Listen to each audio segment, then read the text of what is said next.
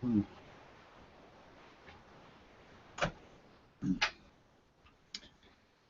Well, I guess I just started the live broadcast and I wasn't really planning on doing it, but now I am. Well, we're about to have the first online meeting of the Thrive movement, and hopefully this will grow into a group that can define Thrive clubs, and that's my real hope is to start building Thrive clubs up. So I guess I can practice my thing.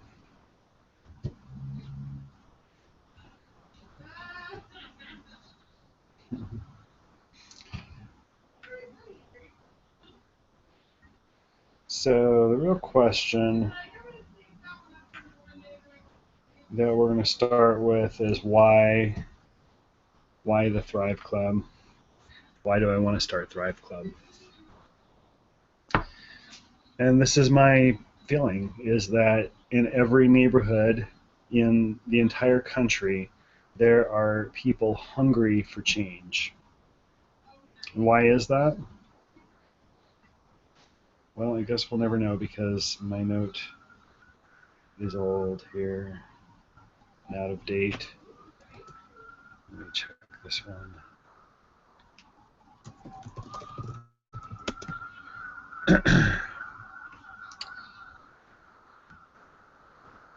Sync.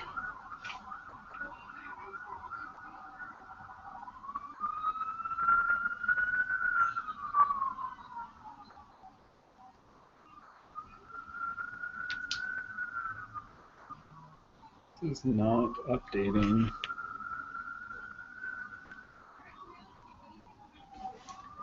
Is this updated?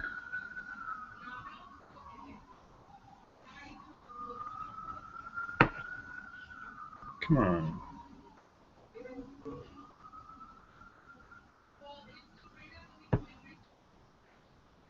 Ah, there we go. Okay. Okay. So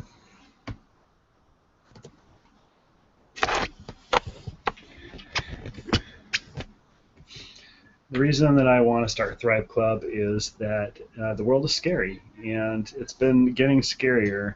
I think that a lot of people have had the same experience as I've had as I've grown up and learned slowly about how we've been doing damage to the environment. We've been learning about the problems with our social systems, and we've been witnessing the effects of these problems in day to day life. People are scared and they want to know something about the future. And in the past, religion has been a really great source of that satisfaction of like knowing what's going to happen next. But lately we've had this change in belief systems where we're really more interested in what's happening in reality and less interested in allowing stories to comfort us. So we kind of rather than have stories about the way it might be, we want to know what it really is going on. And it's kind of hard to figure out what's really going on right now. So the world's kind of scary. There's corruption, violence, bigotry, especially right now, the presidential elections. Um, these are all plagues of human culture. So anytime humans get together and they organize, you have these things. You have violence, you have corruption. So these are problems at the human level. Whether you're a conservative kind of thinker or a liberal, whether you are super social or you're a shut-in, everyone, I would say almost everyone, except for those who have little mental instability, but most people want the same thing. And the question is, what is it that every single human being on this planet wants? Isn't that a great question? You'd think that that would be, you know, something that religion would be really good at answering. But here's my view: everyone wants peace.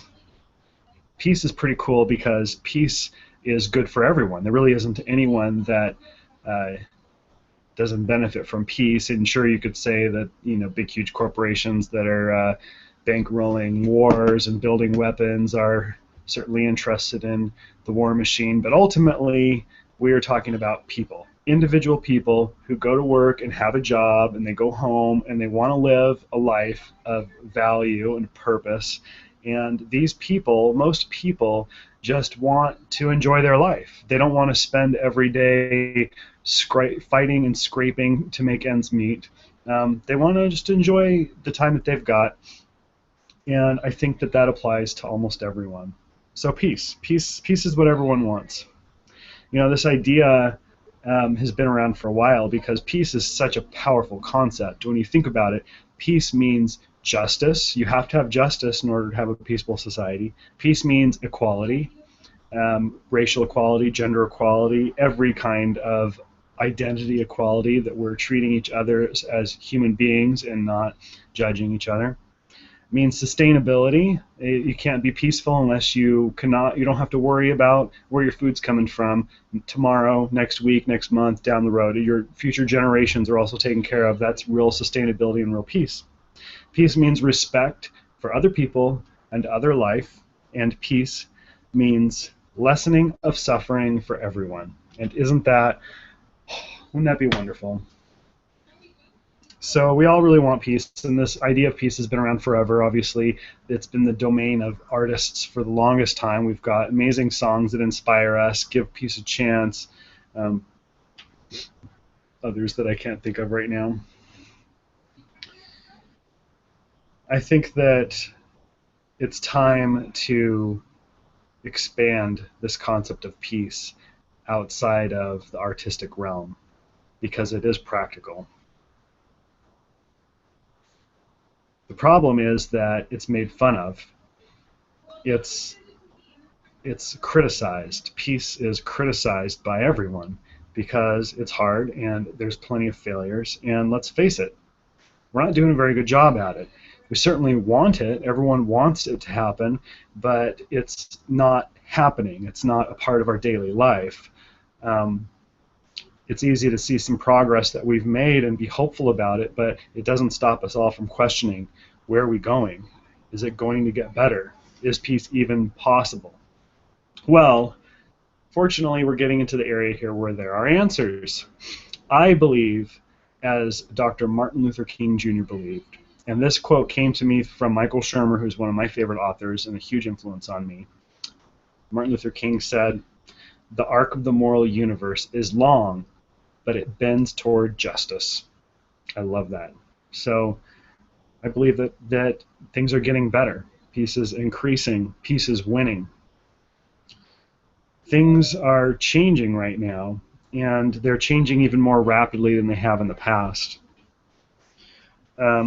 I think that if you look back in time, hey? Nice look. Yeah.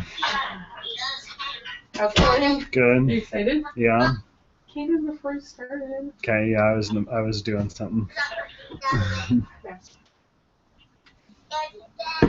Were you? What? Why are you laughing? Just answer me. No. Oh. Yeah, Yuri? Uncle G, what are you doing? I'm working. He's working. Yeah, he is. I don't know. I think he might get mad. Hi, Yari. Very busy.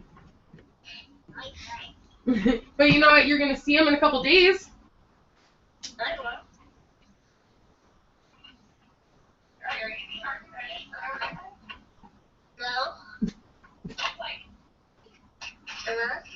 You'll see him at my house. You're not going to come? Why? Because I don't want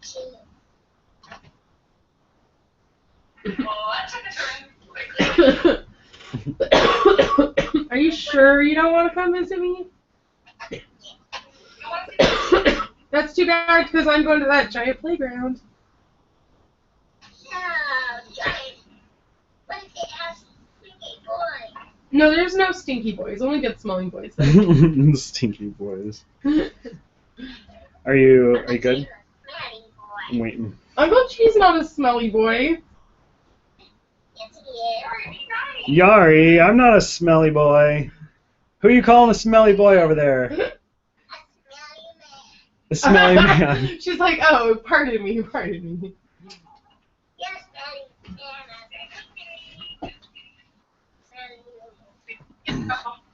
Hey, Yari. Are you calling me a smelly man? I don't know. I think you might be a smelly girl. Ooh. Let me give you a sniff. I'm smelling a stinky girl. Smell Mom. Hey, Yari, you have to come see us. We're going to have fun. Don't you want to see all of the animals? Look. Look, you're going to fly on the airplane. Yeah.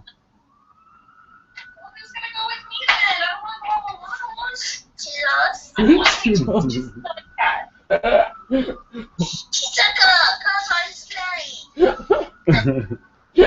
All right, Yari.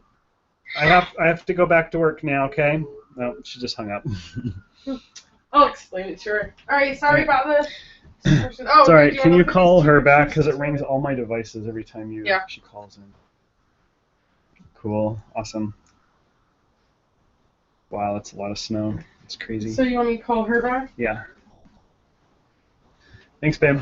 Oh, sure. Love you. Sure. You take the D-Dog?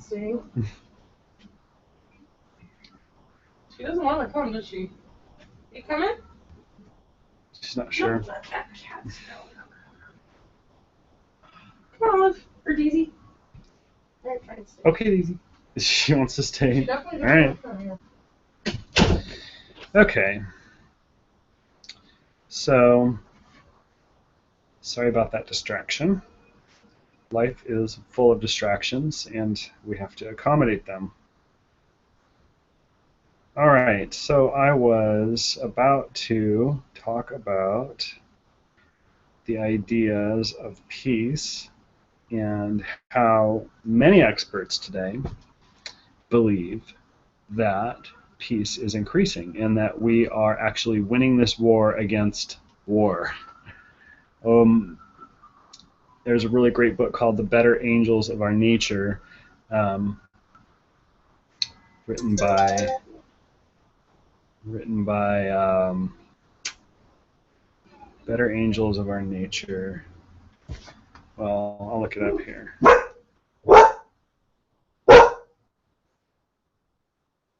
Daisy, come lay down.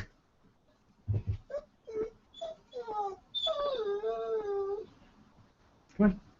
Come here. Good girl. Okay. And Steven Pinker. Of course, Steven Pinker. He's awesome. So, according to Steven Pinker and many other experts, we see a trend, a downward trend in violence in human cultures over the years. And when you think about it, this intuitively makes sense. We are no longer enslaving people. People are living longer lives. We have more freedom now than we've had ever in the past. So there are in a lot of ways, things are getting a little better, but we are also causing a tremendous amount of damage to our environment. So in a way, it's hard to balance to figure out what the net effect of humanity is. It certainly is pretty negative overall. But in terms of human culture, we've made some major strides in the last few hundred years, particularly with democracy. So, the idea of what's happening with humanity is really important, and if you buy into this idea that it's getting better, then it starts making you wonder, well, what's it going to look like? And we actually kind of know this. We already know what the future of humanity, what's in store for it. It's going to be, well, a lot like today, only better. I mean, wisdom's accessible by almost anyone, and that's going to increase.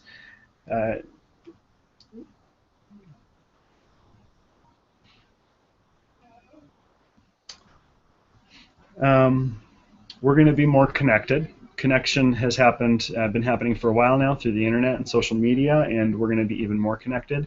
And what does connection mean? Well, I think that what we're doing is we're returning to village life. So we're in these massive populations, these urban centers with millions of people, with strangers all around us, and what technology lets us do is make meaningful connections with people who are near us among millions, and find those people that we share interests with so that we have good times with them. And that's pretty awesome. So I think that we get closer to this concept of village life where, we're evolved to socially interact with several hundred people, and that's kind of our ideal zone. So connection helps us with that when we're in large populations. We're going to have more transparency. The problem with corruption in any human system fundamentally is about the control and power of information. And so if we open up information and we have transparency, then accountability is easier, and it's harder to get away with stuff. So the more transparency we have in our leadership, in political systems and businesses, the better. So we're going to have more transparency. What else is going to happen? We're going to have stronger leadership. We're going to have a better concept of what leadership is. Instead of looking for people that are managers and that are A-type executors that can manipulate other people in sales situations to achieve goals and make more money, those have been the managers of the past, the leaders of the past. The new leaders are different. Real leadership, and I call it Thrive leadership, is not about making money. It's about cultivating a community. That's what leaders do, is they cultivate a community. So if you're the leader of a company, your community is the employees and the stakeholders of that company, and your only job is cultivating the community there so that it can thrive and that it can do better. So better leadership, transparent leadership, of course. But emotionally competent, emotionally aware leadership is going to be the next level. And then we've got more socially conscious organizations. So now at the community level, we have organizations that are not just trying to generate money, they're also trying to improve the communities around them. And isn't that ideal? Have companies that care about the impact they have on the environment. So how do I know all of this stuff? Why am I just like making all this up? Well, the reality is that some of it is a compilation of things that I've learned, but all of these ideas are not new. They've been around for a very long time. They've been studied for a long time, and I'd consider it wisdom. This is just plain wisdom. Good information. We know exactly why corruption happens in human systems, and we know how to fight it. And it's just transparency. And the reason that it's hard to employ is because we have people embedded in systems that don't want to relinquish power. But that will change. So there's something interesting happening today. It's an awakening. Humanity is really awakening in a way. We've got entire generations that have access to information unparalleled to any other point in history.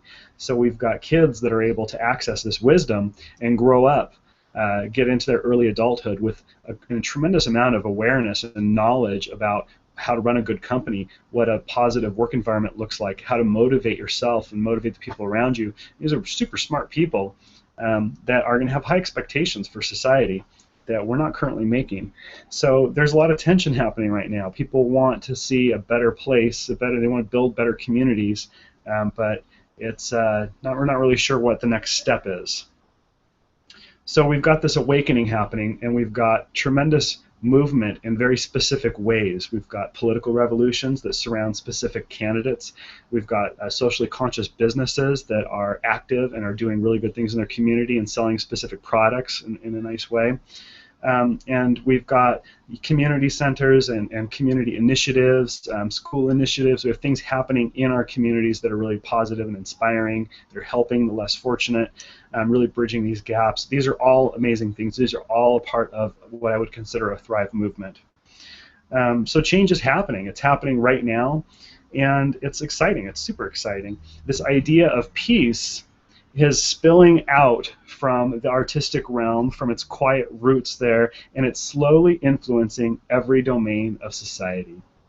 Our communities, our economy, our political systems, and ultimately our natural environment. And that's the hope for peace, is that if we can figure it out for humanity, we can also figure it out for the rest of life. We can stop causing so much damage. So this is what the Thrive movement is about. It's capturing the values of this change. We see a great benefit to helping each other remember what's most important so that we can evolve as a species beyond survival mode. So this is a role that religion has also played in the past. There's these core concepts that keep coming up as themes every Sunday when you go to church. You hear the same stories, you hear the same messages, and they're inspirational messages. They're intended to set high bars for our behavior and allow us to place very kind judgments on ourselves and on others so that we encourage each other to be at our best behavior. And we need to do this again. We need to have this now, like right now. We need to have, we need to get organized, and we need to remember on a daily basis some of these most important things. So that's what the Thrive movement is really all about, is helping people remember what's most important. And is someone in there now?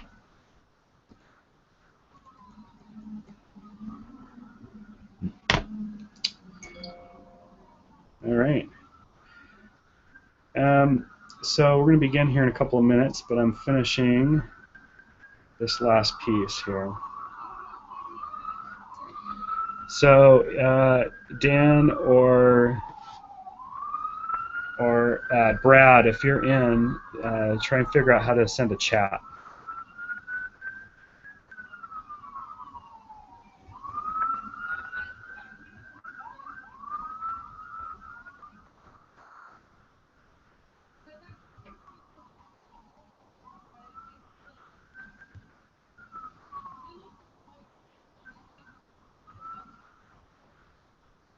Okay.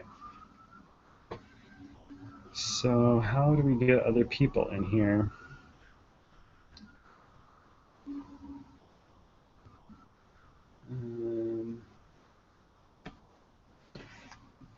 Up here.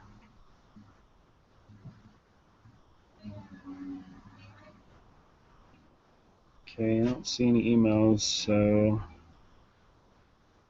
what are you?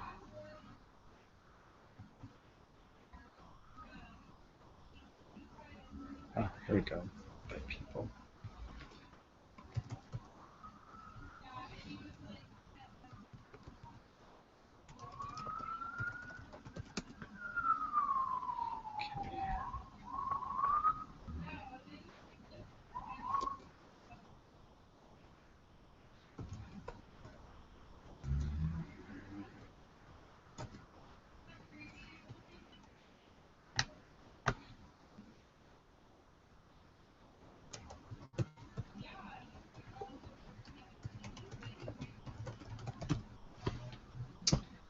Okay. So Brad, and then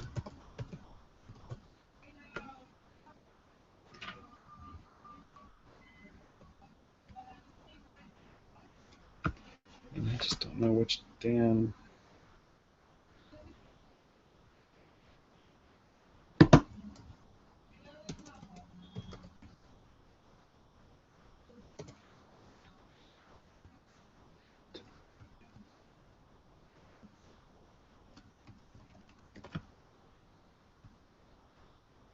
Okay.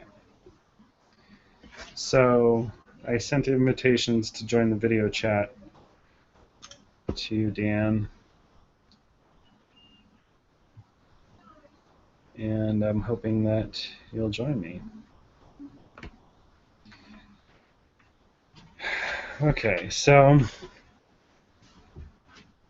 now there's 2 viewers. Well, I'm not able to see anyone or interact with anyone, so I'm kind of just talking to myself, which, hey, okay, good. I got a chat. I don't think I can hear you. Okay. You're watching me, but you can't hear me. Okay. Um,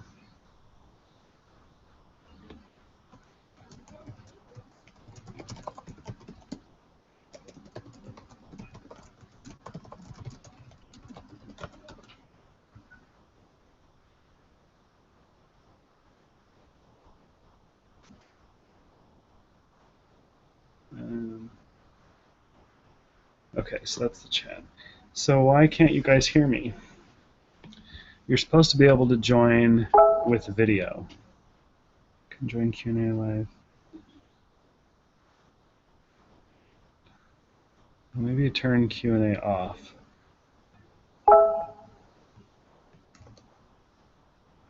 No, I can't hear you. Oh, good, you can hear me. I'll turn the Q&A off and see if that does anything. I can't turn it off. It's on just permanently now. Why isn't this working? It said I can join. But isn't this working? Wait, Oh, can you hear me now? There you are. Hey, how'd you do that? So I had the option in your email to join the Q&A, and then I couldn't talk. But then if I went to my Gmail and went where I was typing to you, then above that I had an option to Oh, okay. something. To join or something? Yeah. Okay. Where was that? Yeah, there was a chat window. That chat window was open and now it's gone. To Oh, okay. something. To join or something? Yeah. Okay. Where was that? Yeah, there was a chat window. That chat window was open and now it's gone. There's a big delay. Oh, okay. Something. To join or something? Yeah. Okay. Wait, are we like in some kind of epic audio cycle? I think we need headphones. There's a big delay. Oh, okay. Do one of us have like the Q&A thing open at the same time as this thing?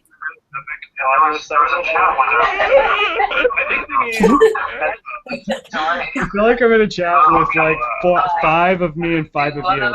Yeah. It's like being in a room with people talking.